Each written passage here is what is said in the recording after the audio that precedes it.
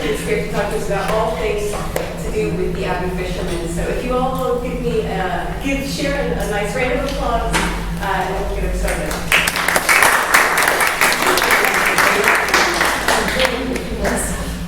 Now, I'm going to stand right in the centre here because I prefer standing in the crowd and talking with my hands. So, I'm not quite going to talk about all things Abbey fishermen because, as the Abbey fishermen said, they were here from time immemorial, and I think we all have to get home at some point. So, and what my background is, if any of you don't know already, is I'm a historian in Limerick, but my first major project was on the Abbey fishermen. I did my thesis in UL, I went for my MA on the Abbey fishermen. So I delved into their lives in great detail at that time, and I was lucky enough to meet a few of the last Abbey fishermen as well before they passed away a couple of years beforehand. So throughout today, I'm going to be showing you little clips. While I was doing my thesis, I met a gentleman who had filmed 3 of the last Abbey fishermen. There were only 4 remaining at the time back in 1991, and he gave me his original films of the fishermen. So we're going to be interspersing their own words of what it was to be Abbey fishermen into this talk. So first we have Poppy here, Poppy Clancy, and then we have Music Man McNamara. It's really hard for me to go by their first names because they always went by their actual nicknames. So we're going to leave this play for a second, and here they're talking about how long the Abbey fishermen existed. They came from Denmark originally, and I believe from my people, with the settled here in Limerick and parts of Clare in the 9th century. But when the Dominican author built this monastery in Township Island, they also built that next way. You can see the remnants of it there, but the punctuation is from bank to bank. They left no cat for fish to come up. They caught all the fish in the way. And the old Abbey fishermen in Georgia took them to law. And the competitors to put a gap in it, as well as a Queen's gap. But that was in the 12th century. So the Abbey fishermen were a very old body of people, and there's always officially a guild. Well, as far as I'm concerned, this is Riley people there were there to see children and before. It ended up with four families: Shannon's, McNamara's, Hazel's, and Clancy's. But there was before that there was other people, but they just were out. Now, so we know from the fishermen themselves and their folklore that was passed down that they believed that, again, that they were here from time immemorial. And as Riley said there, that there was a number of families that were involved, but in the end there were only 4. There was the Clancy's, McNamara's, Hazel's and Shannon's. But there were many others that were involved throughout time. And here we have Speed's map from 1590. And on the map, it shows Limerick here in the centre, and it shows single boats with nets on it. And although it doesn't show the Abbey fishermen themselves, it shows that net fishing was going on in Limerick in 1590, so much so that it was recorded on this map. And again, a link back to how long fishermen were actually in the city. These 3 graves, this is the Shannon grave, the Clancy's, and the last one is the Crow and Hayes grave. The Crows were also fishermen for a period too. But all these graves are inside of St. Mary's Cathedral. And all 3 families are Roman Catholics. So for them to have kept a grave plot inside of St. Mary's Cathedral is quite unusual. And their story goes that they had it from when the cathedral was built itself, all 3 of these families, and that when the sieges of Limerick happened, that they were helping almost on both sides and bringing food into the city, and they were allowed to keep their plots within St. Mary's Cathedral. So that takes their lineage, these three families back, well actually 4 families with the Crows included at that stage, that takes their lineage back to at least 1690 and before. The Clancy's themselves, they believed that their family were direct descendants from Brahmins, from the lawmakers up in County Clare. And they believed they were given their plot by the O'Brien family in St Mary's Cathedral. So they believe that that's when they came into the city, and that's when they started to fish.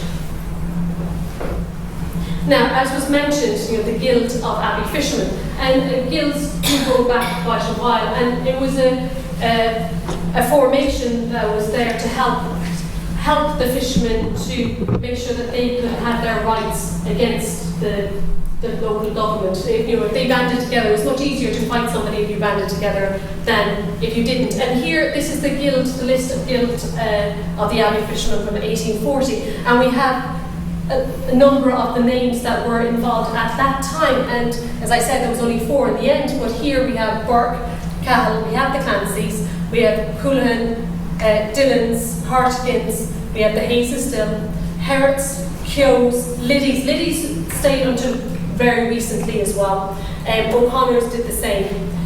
And then O'Dee's, Farrell's. What's interesting, in 1840, in the guild, we had some women. Anne and Mary Ryan were involved in the Abbey Fishermen, and then the Shannys, Silverton and Tooley. What's missing from this list at that point is the McNamara family. And it was the same in St Mary's Graveyard. We had the 3 main families that stayed on into the present day, into when they stopped being Abbey Fishermen. But we didn't have the McNamaras. But the McNamaras came in to the fisheries at some point between 1840 and 1901 because they were fishing at that stage. Now we're going to go on to how important the fisheries were, how important the Abbey, the fisheries was to the fishermen. It's important to note the name of the Abbey Fishermen. It doesn't come from the Abbey River. A lot of people presume that it comes from the Abbey River, that the fishermen fished on the Abbey River. They didn't. They fished, and we're going to speak a bit more about where they fished later on. It comes from the area in which they lived. They lived mostly, but not all of them, in the Abbey area, which is just over that direction there, and the area of St. Francis' Abbey. So we're going to have a clip there. Crew that will be fishing here at that station at that period, up from the war with 50 and 60 something.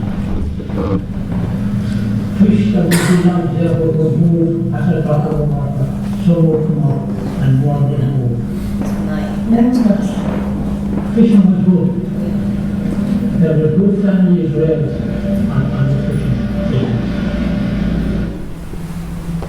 There was a good difference in fishing at that period before the Shannon came, because the biggest fish that was killed in Carberry. It was 60 pounds weight. That was from some weekly fish at 56 pounds. There was 4 porters, you finish up fishing and walk back into the provision stores to work. But the most of them, there was only 3 or 4 porters. But then there was farm people. The farm people had their land to turn back to, the Chinese. They had good land, and they had good living over the river and their land. Well, the Chinese don't have bigger little townspeople hadn't anything. They had to look for what here, and elsewhere. My father used to always work at Denny's provision store. He did finish fishing in July, and he's in for the Now, what Riley is talking about there is the fact the fishing only took place during a certain season. There was only a certain amount of time that they could fish. So the rest of the year, they had to actually go and get other jobs. So the Shannons, they were, as Riley said, they were park people. They lived up in the park area by Rabone, Corkley, in that direction. And they had farms, they had good farms that they could go back to and work off of. And whereas the city people all ended up doing other jobs as well, mostly labour jobs, because those were the easiest ones for you to be able to leave for the season of fishing and come back to. If you were working a desk job, you would be able to say, I'm off now for a good 6 months, I'll see you. But when you're in a labour job at that time, you were able to come back and forth through it. Now, as he said as well, there was great families raised on the fishing. There were big families raised on the fishing. In the 1911 census, when I was going through that to check the fishing families, the average family size with a head of household as an Abbey fisherman, using the Abbey fisherman name, was 7. Whereas this one here is Riley's own family. Here he is, he's George, this is from 1911. So at the time he was only 5 in 1911, but his father had a family of 11 that were being raised on the fish. But as he said, as he mentioned earlier, the fish were quite large. They were not what we see salmon as today. They were huge monstrosities. And when they came into Limerick, when they were fished in Limerick as well, each one of those would supply you for quite a while. If you caught one of those big fish, you could feed your family for a good deal of time off it, not by selling it and buying other things. Now, as I said, when they buy the fish, they get the fish, and then they would have to sell them on. There was 2 main fish buyers for the Abbey fishermen. This one here, that's Denny Hayes, outside his shop on Roches Street. I don't think Health and Safety would approve of the way he has his birds out now. But he was the main fish buyer for the Clancy's, the McNamara's and the Hayeses.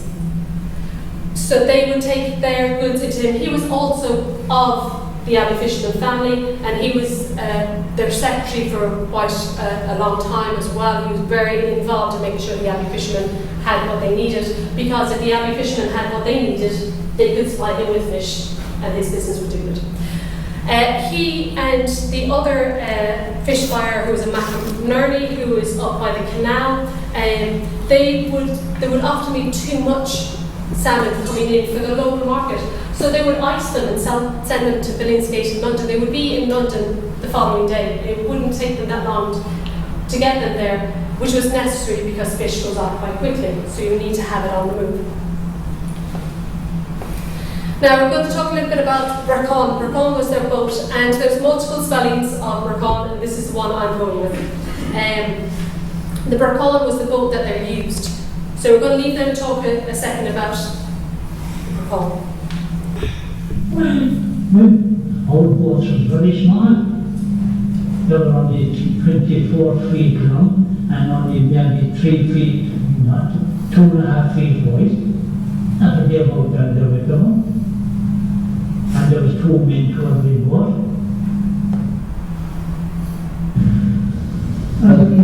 The longest being about 24 feet. It only got a bit, about 3. Only got a bit, 1.5 feet. And they were only about that depth. And like I said, when I opened the car, took off, you put on the over. They divided the river, right crews fishing the river at any one time. And the crews comprised of 4 men. 2 in each port, except this. They were only very small boats, and they were really dangerous if you didn't know how to handle them. They'd turn over for coffee. So that's why we were able to get hard on the river. No matter where we were, they were very maneuverable, and we could go any place. We could be able to go to Niagara Falls. We could have to find the tour and the road to go to Niagara Falls. So now I'm just going to mention here we have a replica, a small miniature replica of a Brecon over there. So if anybody wants to have a look at that later on. But like that, the boats were quite small. They were uniquely made for the kind of fishing that they did. They were going over rapids. They were going in through small sections of the river. So they needed a boat for that purpose. You know, a gondola wouldn't work for them upriver. So they mostly used a pole, as was mentioned, but they also used an oar to get up and down river. They were quite well able to use these boats and to make these boats when they were needed. They made them in the Abbey area. The boat building skills were another skill that were passed down through family members.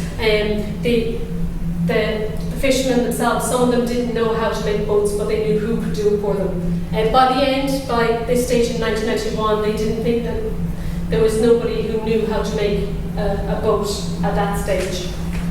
So here we have a picture of one of the boats, one of the bracons. You can see how quite long it is there. And this is actually the Abbey area on the right hand side.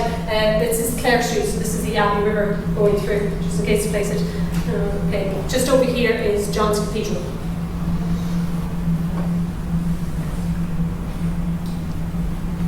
So we had a brief mention of the snap net. The snap net was one of the unique, again, there was many unique distinctions to why the Abbey fishermen fished the way they did and how they fished the way they did. And the snap net was another one that they had. And we're going to... There were called snap nets because each board, there was a stem and a net man used to call them. He'd have the ropes coming, the net would be on the bottom of the river, and it would be that shape, you see, and there'd be a bottom rope and a top rope.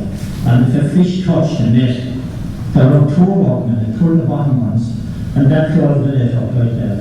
Closed it all together, and then they pulled it in. That's why they were known as snap nets, because of the snapshot. Now, Riley in one of the other videos also mentioned that when they did do that snap action, they would shout E to pull it, because it was fish involved and fish can hear, so they had to make sure that they had the calmest of water to try and get as many as possible. So they would just shout E across the two boats together to pull up the snap net. Now here we see.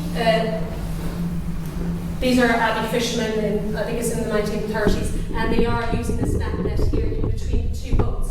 So you can see here as well, they're paddling away from each other to try and pull it in. The net itself was made with a hemp rope, and they would have done that themselves. They would have made the net themselves by mounting the net up onto two oars and building it. Along the top rope, they would have had a cork line, which would have made sure that it wouldn't make sure that it would float, while on the bottom they had one of these, they had the net sinker that would make sure that it would go down. Later fishermen would use lead to, but the Abbey fishermen were using net sinkers, which were stone, to actually sink their nets before they could pull it up. As we were mentioning, there was sections to the river, it was slightly touched on earlier. So we're going to talk about where the fishermen actually fished. They divided the river into 12 sections. Indoors we call it. We used to call them indoors. We call it the station, you know? Indoors they would call it. And Cassie Fall was the centre. And there were 6 stations below the fall and 6 stations above the fall. Above the fall now from the mouth behind the Coffee River to past. Now, Riley is just going to let us know the names of all of the immuers, the names that they called them at the time. The point at which Music Man and Poppy are standing is by the Black Sphere, and that would have been near to the start of their area when it was going up river. So, She called. There was never a glass, the outer step, the fourth draft, Atlas Room, the Beagle. Now there was another indoor, there was the upper dam, the outer Longhorn, Father Minnesota, Clavine, and Old Corrigan. That was the fall, Old Corrigan. Now below the fall, there was Snowica, Guttahallia, Lower Hole, Lumnahallia, Katie and the 2 penny holes, South Flag Garrison and Drummond Bay, Shura Gura, Light Neck, Paula Hodder, Swanee, Davy, and Roberto. Now, what you might Incorporate that would be the share from the Benedict Canal down to Carby Millwall. No room. And what you might notice there from what he was, the names in yours, is that many of them were in Irish. And that was something that was very unique to the Abbey fishermen while living in the city. They were very fluent in Irish, quite late in a time for the city. They had their own words for a lot of things that they were using, and the Irish was very commonly spoken within their homes and within the Abbey area. So that was another unique feature of this fishing community. We did 24 hours. We owned that spot for 24 hours. But that was the only thing you that you could claim for 24 hours. And that was the greatest fishery of the whole lot. Because whatever was there, the rocks were there and that stayed there, the fish. Now, one crew would go on in the ship for 24 hours, and if they hit a fall in the water, they could go home with 40 or 50 salmon. The next crew could come along and do the same thing again. That would tell you the amount of fish was in Galway. But as I said, the water was so high that there was places you couldn't fish. So that's how they did it. And so that was why the salmon rested there so much. But then there was other places above, they knew about that, the other one. That was about the new food, new fish of flood. A flood now is a coloured water coming along that draw up the fish from Galway. I often think where was the line salmon or they knew about that again. We call it dog Shannon, whatever the name, I wouldn't know. Now, here we have a breakdown of where their actual fisheries were. Okay, so we have here Thomas's Island, where the Laxmere was. This is where their fisheries actually began, and this is the breakdown of the inures as we're coming along. I'll leave that up there for a second. And as they say, the Dunas, right at the end here, is the end of their fisheries. As was mentioned inside, there was the sections were put out, and everybody had a section for 24 hours. So each crew of 4 men in 2 boats would own this plot, this section, for 24 hours. And 24 hours later, they moved up, and then they moved up again. It was at the beginning of the season, the rota was set out, and they would all have worked on that, because they knew they were going to get to the good grounds, the best, as Riley was saying, was here by Corby. But they all knew they were going to get there eventually. So it was a good system. Everybody had the same chance of hitting the same amount of fish throughout the season. But they didn't just fish in season. So We were fishing in January.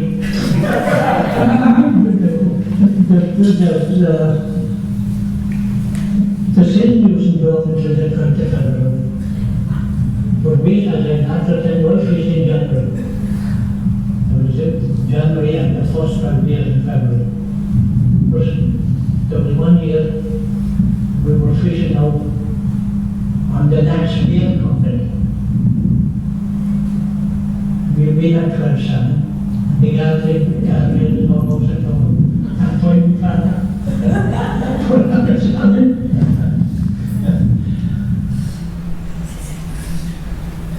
So, and it was not just at that time, there was many times that we were caught poaching at different points, and there was a number of times that members of the fishermen were shot at by the bailiffs, and there's quite a few recordings of that in the records that there was, as I said, quite a number of them shot, and quite a number of times they were taken to court for poaching in the river, especially by the Laxmere. Because if they keep an eye and if they could see a bailiff, they'd chance it. They're on their way down anyway, and they were coming back into the city. The Laxmere was there, but it was a quite common phenomenon, poaching. Is that because it was out of season? Is that right? And anything out of season would have been considered poaching.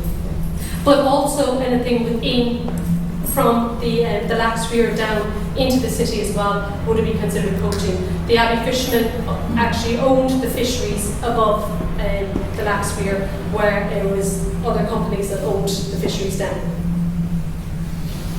So the major thing that changed the lives of the Abbey fishermen was the introduction of the hydroelectric scheme. And although it changed everybody else's lives too, it impacted enormously on the Abbey fishermen. They handed the rights of the fisheries. They really done it. Handed the rights of the inland fisheries over to the ESB. People who had no experience of fishing at all. And they gave them plenary powers to deal with the fisheries anywhere the trout fish. And what they done was, they wrote to each individual and told each individual that a certain sum of money had been lost, you were accounted and must have meant for back in Limerick as full compensation for your interest in washing on the Abbey fisheries. If this money is not accepted within 3 months, it will be withdrawn.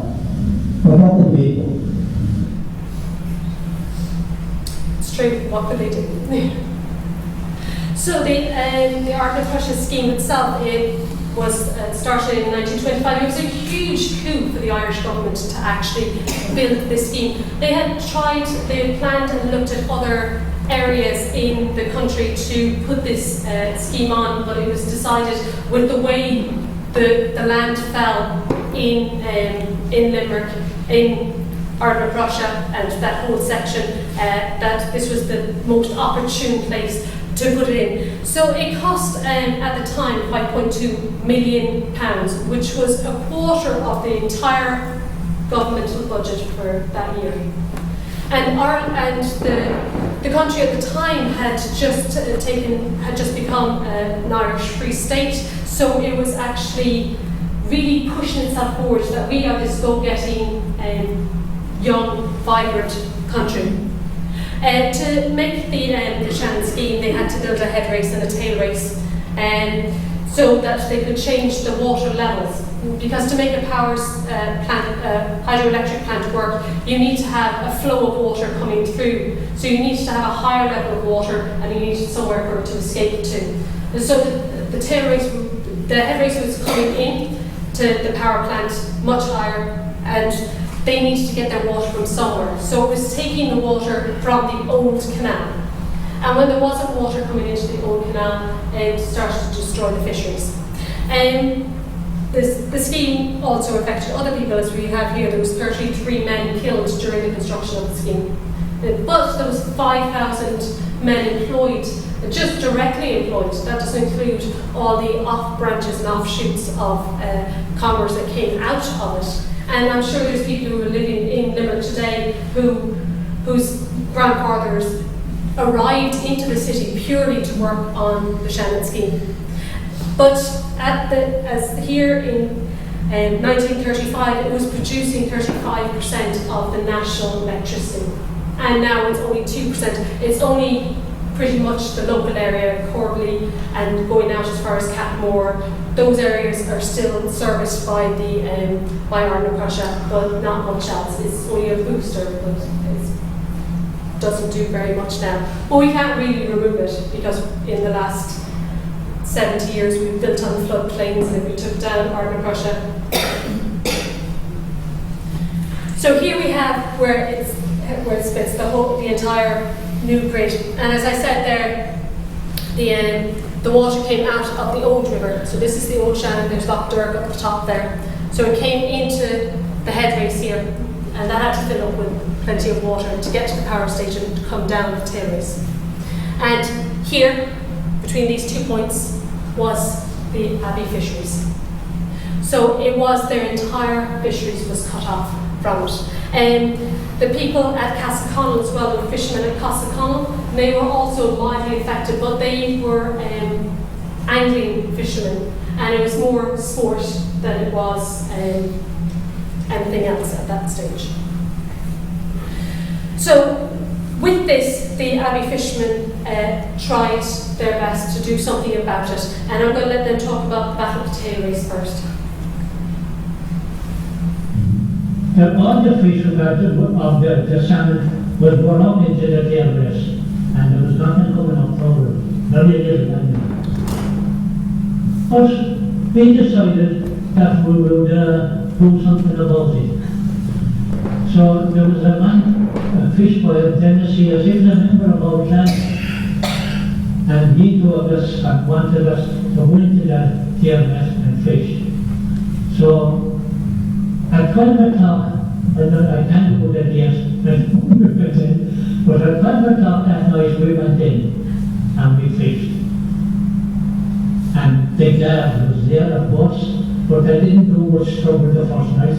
But the second night we went in a bit earlier, because in drawing the end out we went in, around nearly 7 or 8 o'clock.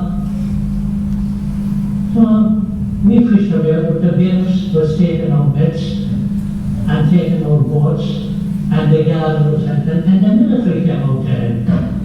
We fought back with everything we had, only we didn't do any rough stuff. We fought with the one in and out, and we, for a whole week you could say, we were going in and out, we were dodging this and dodging that. Yes, 12 times was to raise the max chances and chance. We are putting down below the blockades in really forced us. We collected them, made our plans. Next thing, we got the art in the old men. They had all to say, no man had not said, what they told you to do, you had to do it. Or else, we get a bit for coal or something.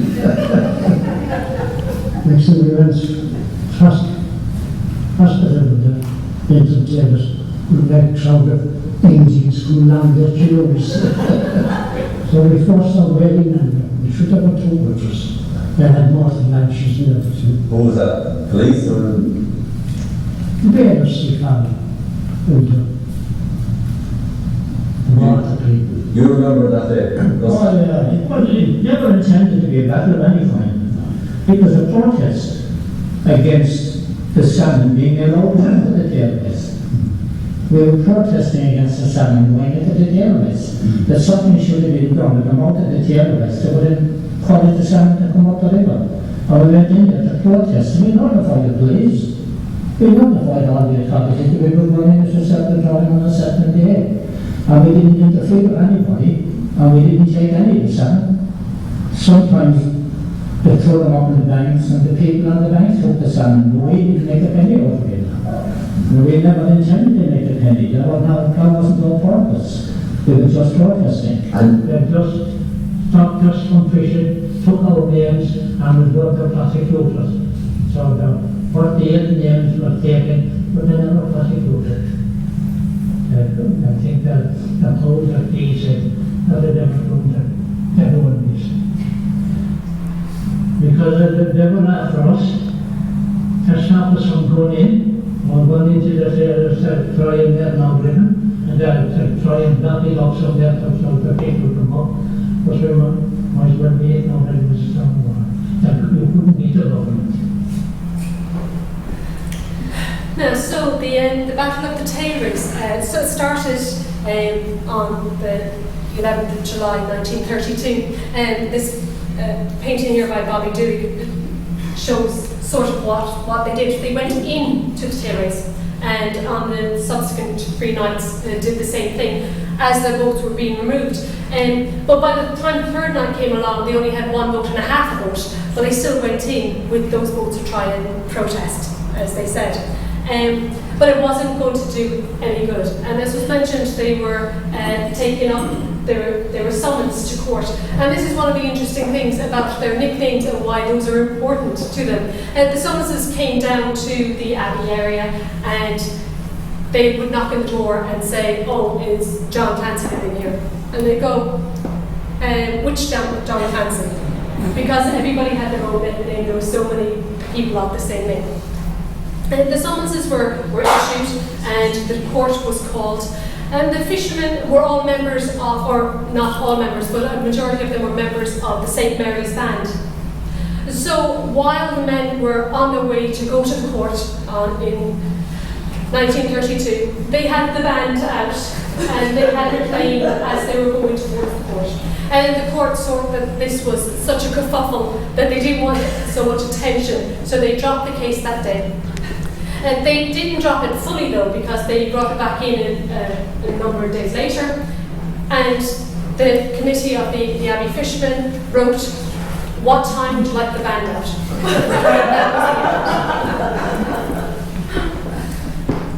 So the Abbey fishermen then, they, as was mentioned, a sum of money was deposited into the account. The sum of money was taken, was given as from how many years somebody worked on the fishery. So it was calculated in that way, and if you were still in the city at the time. But a number of them by 1932 had been off the river for quite a while and had to go and find employment elsewhere. So not all of the men that fished got compensation.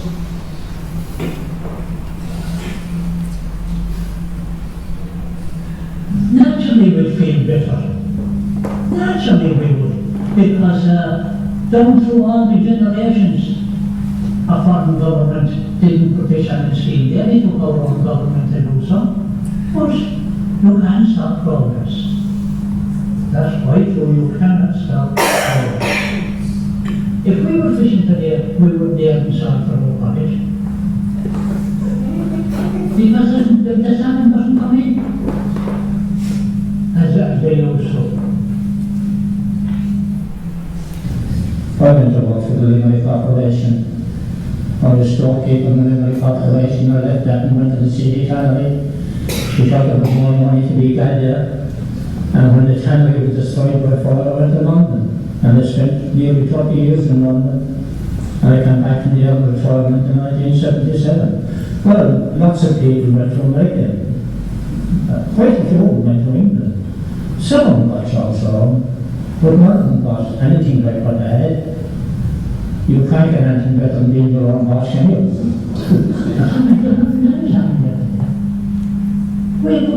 If we were fishing today and they're not pretending, we'd be starved out of it. Starved. I think it was the blessed blessing, although we didn't agree with it, that they brought us out of it. But we did not have it, no matter what. There are many contradictions there as to what they would actually have done. But it was what was, in one respect, a blessing that they did buy them off. Because as the years progressed, the salmon were depleted. And as was mentioned, the Art of Precious scheme, the salmon go towards the strongest current. So they kept going into the tails. And a number of things were put in place to try and prevent that. They did things like putting electrified wire. But all that did was kill the fish, because the fish would go into the electrified wire and just had floating fish. So that was no good to everybody. They had put in at different stages different fish passes, but most of them didn't really work that well. So the fish would still be trying to go towards the turbines and wouldn't be getting anywhere, it would just be hitting up the walls. And once any fish did try and get up river, when they were coming back down again, they would again continue to try to flow into the strong river, so it would be going into the headways and getting caught once again in the turbines. So today there is the salmon that do come in are incredibly small, and I don't think, I might be wrong on this, but I don't think there's any actual natural salmon from the original fisheries there anymore. They were doing DNA tests and they can't find any ones from the original stock anymore. They had open fisheries and there isn't any original Shannon salmon. Now these are some of the men that I've been able to find of the Abbey fishermen. I know there was others, but I haven't been able to find pictures of them there yet. So that was right. That's our our guys there, and Gussie, music man, next to him again. And what's interesting is a lot of them were related as well. A lot of them were related and a lot of them weren't related. It was something that a few years ago we had a DNA testing of some of the men of the fishermen from a man from the Clancy's, a man from the Hayeses, the Shannons and the Macs. And it turns out that there's no relationship between them. They don't have a genetic link in their paternal line, but there was marriages going throughout, because Riley here, his father was Netter's, and Riley was Poppy's uncle. August Music Man, he was Riley's nephew through his marriage. Music Man was Netter's was married to Todsey. Where's Todsey? Todsy's there somewhere as well. Sure. There he is. David, on the bottom. Now look. He was as a young man, but Netter's was married to Todsy's sister. But Todsey was married to Netter's sister. Where's Todsey? Just here. And he formed the band, was it? Yeah. But he was, like I said, Netter's was married to Todsy's sister, Todsey was married to Netter's sister. So they both lived next door to each other at number 2 and number 3 Sheep Street. And when they died, Netter's, instead of going into his historic family grave inside in St. Munchin, inside in St. Mary's, he decided to be buried up in Mount St. Lawrence.